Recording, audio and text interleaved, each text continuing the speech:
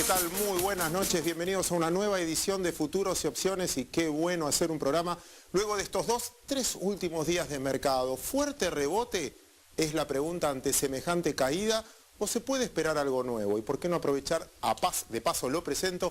Rubén Pascuali, ¿cómo estás? ¿Qué tal, Claudio? ¿Qué pregunta? Quedó una pregunta, ¿rebote o empezamos algo nuevo? Y es bastante complejo decir esto porque la verdad que tenemos una historia de volatilidad muy significativa en los mercados. Pareciera que esta vez las circunstancias obligan a que los políticos se pongan los pantalones largos y tomen decisiones, por lo menos es lo que se está esperando en Europa, que salven finalmente a los bancos. Más allá de la novela griega, creo que se pusieron un límite. Hasta lo que leíamos esta mañana, ese límite está ya alrededor de 6 semanas.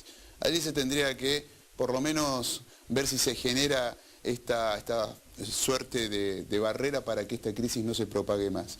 Pero desde el punto de vista de los mercados, decir si esto es un rebote o no, los políticos la verdad que demostraron que tienen la suficiente capacidad para sorprendernos. En el medio de todo esto, bueno, 2 días de subas muy significativas y nos marcábamos la semana anterior. Empezábamos a ver señales en quizás 2 de los activos que los inversores utilizaron más como refugio.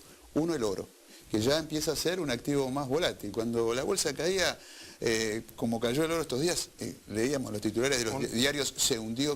No leí esos calificativos. Un activo de riesgo, como decía Leonardo Chialva hace 2 programas. Y además Leonardo creo que vaticinaba cuando hubo una fuerte venta también en los productos estructurados que tenían al oro como activo subyacente. Creo que esto es un gran acierto.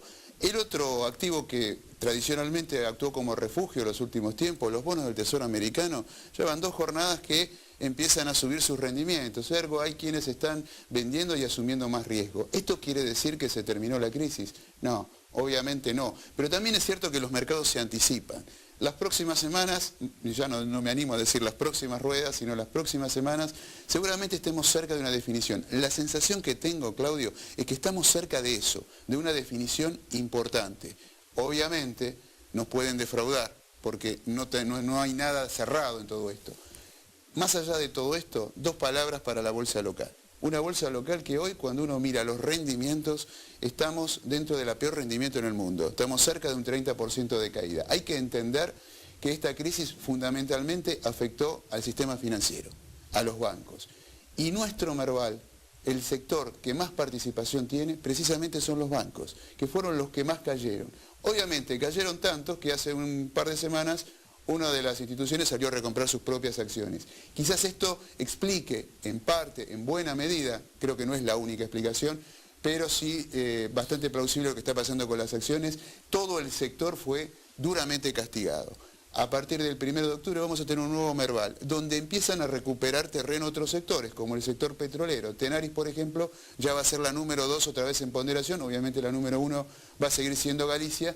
Y atención, vamos a perder, al menos faltan 3 ruedas para que concluya el mes, la participación del Ledesma dentro del índice Merval. Pero me parece que valía la pena acotar esto. También se sintió en la cotización de esta semana. Tal cual. Rubén, te agrego 2 cositas a lo que decías. Leía un libro que no tiene nada que ver con las finanzas, sino con los estados de ánimo, y hablaba mucho del duelo. Y reflejaban una crisis de la siguiente manera. Para salir de una crisis, para salir de un duelo, hace falta 4 etapas. Y creo que cada país en particular está en una etapa diferente. Por eso creo que no vale la pena generalizar la crisis global. Europa tiene sus problemas, Estados Unidos los suyos y América Latina los suyos. ¿Cuáles son estas 4 etapas? La primera es la negación. Ante un problema, ante una crisis, lo primero que hace alguien es negarla. Esto no pasa, no, ya vamos a salir, River no se va a ir al descenso, no nos van a ayudar, quédate tranquilo, España no se va a caer, no, lo de Grecia, el euro. Uno niega el problema. La segunda etapa es el enojo. El enojo ya empezás a buscar a quién le echas la culpa. Es culpa del Fondo Monetario, es culpa de las calificadoras, es culpa del gobierno, es culpa de los políticos, es culpa de la oposición, es culpa... Siempre traslada la culpa a un segundo. Ahí no resolvimos el problema todavía. Recuerda Argentina del 2001. Creo que pasamos por estas 4 etapas. La tercera etapa, nos vamos al otro extremo, la depresión. Ya no servimos para nada, nadie va a poner plata en los bancos, nadie más va a volver acá, nunca más voy a viajar al exterior, bla, bla, bla. El hecho de exagerar para abajo. Eso, que me acordé cuando vos lo dijiste al pasar ahí, eso cuando uno exagera al otro extremo, empieza a generar en algún punto una expectativa favorable. Y es ahí donde viene la última etapa, que es la de la aceptación. Cuando uno acepta en el nivel donde está. acepta la realidad que le toca vivir y a partir de ahí se sale de la crisis. ¿Por qué no quiero generalizar? Europa obviamente todavía está en la etapa de la negación. No se resolvió el problema y creo que también hay que diferenciar Europa. Una cosa es Alemania, otra cosa es Grecia, sin duda, dos abismos diferentes. ¿Y cuándo se va a resolver? Cuando acepten, cuando escuchemos algún día, bueno señores, se va a reestructurar la deuda. No es un problema de países ya, es un problema, como bien dijiste en algún momento, de quién las está financiando y en este caso es el sector bancario. Cuando el Banco Central Europeo dijo vamos a proteger a los bancos o vamos a rescatar si algún banco tiene problemas, es ahí donde el mercado empezó a rebotar fuertemente. Estados Unidos está en otra etapa, desde mi punto de vista ya está en la etapa de aceptación. Quizás nosotros todavía en este momento de América Latina en muchos casos pasemos a un lado que me asusta un poquito, a veces de la soberbia de pensar que hacemos solo las cosas bien. Pero creo que hay que diferenciar esas etapas. Usted, el televidente, ya es bastante inteligente para darse cuenta y sacar conclusiones en qué etapa está cada uno. No todos estamos en el mismo lugar, por eso va a ser bueno en el programa de hoy tratar de diferenciarlos. Hablando del programa de hoy, Rubén, déjame venderlo, tenemos, como siempre, la columna de Leonardo Occhialva de Delfos Investment, que le va a contestar a los televidentes de las preguntas que Ana sacó, que volvió, retornó, la esperábamos con ganas. Bueno, finalmente Ana eligió las preguntas de los televidentes. Y por último, vamos a debatir con el invitado de hoy, quien es Aldo Pignanelli. Él fue expresidente del Banco Central de la República Argentina, porque también vale la pena prestarle atención a dos cosas. El manejo del tipo de cambio, hay un debate que lo vamos a tener con él, que me pareció muy interesante que escuché esta semana. Algunos que creen que dejarlo correr, que paguen un costo los que quieren comprar dólares, 4.80, etcétera, y después recién ahí salís a vender y a protegerlo, y otros diciendo, no, si lo pones ahí con el nivel de inversión que hay hoy, con el riesgo de inflación, no vale la pena administrarlo. Como no tiene costo, mucho más gente se anima. Interesante debate para que él le tocó manejar una situación parecida, a ver cuál es el consejo que nos da o qué deberíamos hacer o entender nosotros. El segundo debate, muy importante también, es el encarecimiento en la tasa de interés en la Argentina. Ya hay tasas que están superando entre el 15, 16 y 17% anual en pesos. Y es todo un dato para la economía nuestra. Así que señores, vamos a la presentación del programa y luego sí los invitamos a el desarrollo del mismo.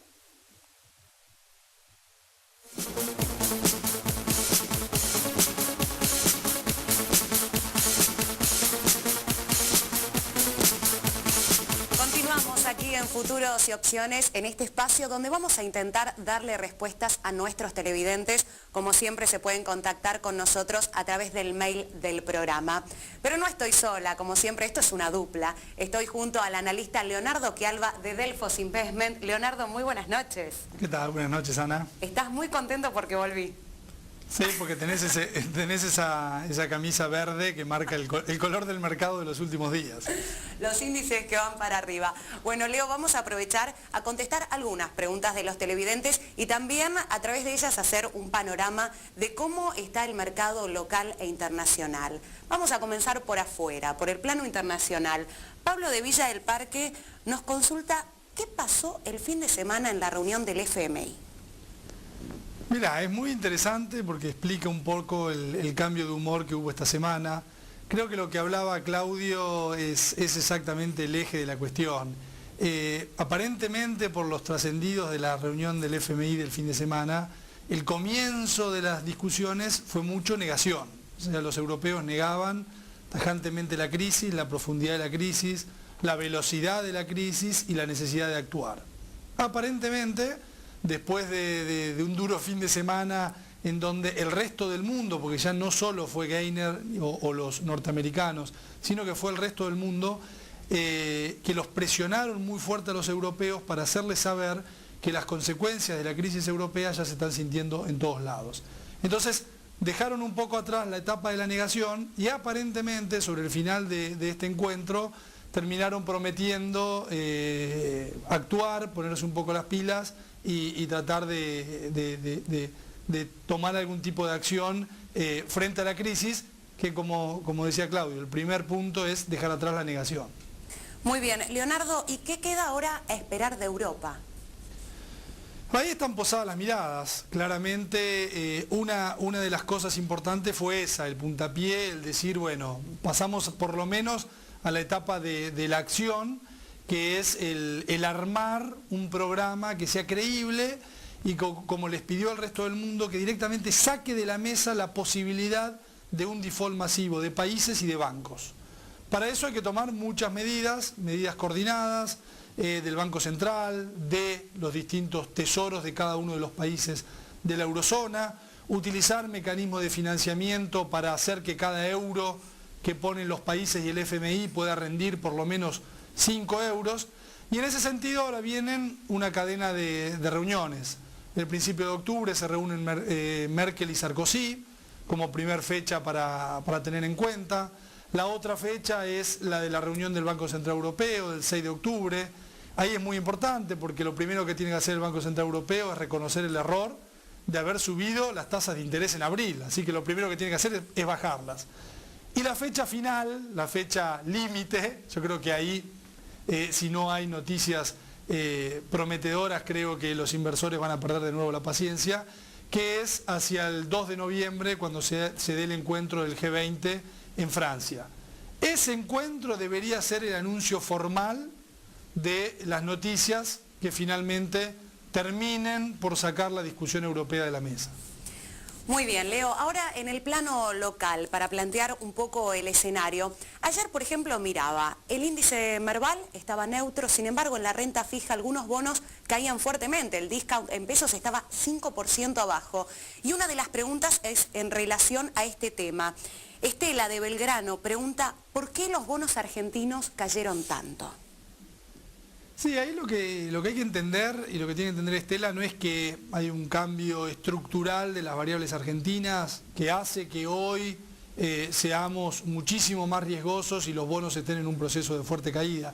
Lo que hay sobre todo es un fuerte traspaso de dinero entre distintos activos. Entonces, ¿qué es lo que hace un inversor internacional que por ahí tenía un bono argentino que apenas, entre comillas, había caído un 3, 4 o 5%? Prefiere vender ese instrumento y de pronto colocarse en algún bono de algún banco o de alguna empresa cíclica de otra parte del mundo con la misma calificación de Argentina que cayó 30%. Entonces empieza a haber cruces de posiciones, distintas alocaciones de los fondos que hacen que se produzcan este tipo de movimientos. Muy bien, Leo, para cerrar vamos a un consejito, una recomendación. Eduardo de Microcentro, él quiere invertir en acciones argentinas. Pregunta, ¿qué posición debería tomar, por ejemplo, una acción con mayor riesgo, otra para estar más tranquilo? Bueno, estamos ante un valiente, ¿no?, en estos momentos, pero la verdad que creo que está por la buena senda, siempre mirando el mediano largo plazo. Creo que el nivel de evaluaciones de muchos activos argentinos realmente es barato. Yo le diría básicamente dos papeles en extremo, ¿no? Para invertir en acciones con un perfil de mucho riesgo, yo claramente estaría mirando bancos y dentro de los bancos me parece que Banco Macro es una alternativa más que interesante, a 4 veces de valor de las ganancias y 1,5 veces de valor libros. Y en el otro extremo pondría a Telecom, que ha sido también bastante afectada en toda esta debacle internacional. Creo que es una acción mucho más conservadora, pero una acción que de nuevo está en precios muy atractivos como para pensar en una inversión de mediano plazo en ese activo. Muy bien, actualidad, análisis, recomendación, todo aquí resumido. Leonardo Quialba, muchísimas gracias. No, por favor, a vos, Ana. Nosotros hacemos una breve pausa y ya seguimos aquí en Futuros y Opciones.